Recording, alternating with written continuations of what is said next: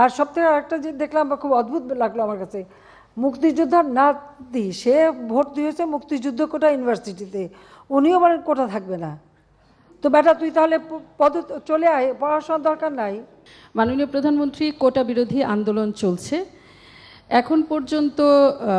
মুক্তিযোদ্ধাদের অনেকে, আজকে সকালেও একজনের সঙ্গে কথা হচ্ছিল যিনি মীর কাসিম আলীর সাক্ষী দিয়েছেন, তার সাক্ষ্য প্রমাণের ভিত্তিতে খুবই শক্তিশালী সাক্ষী। আমি তার নিরাপত্তার স্বার্থে এখানে নাম পরিচয় বলছি না।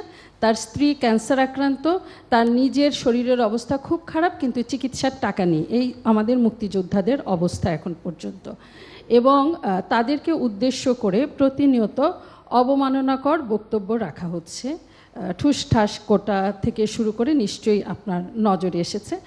তিনি তার ব্যক্তিগত অসুবিধার কথা বলার সাথে সাথে গণমাধ্যমে দেখেছেন যে আজকে আপনার সংবাদ সম্মেলন, এ বিষয়ে আপনার দৃষ্টি আকর্ষণ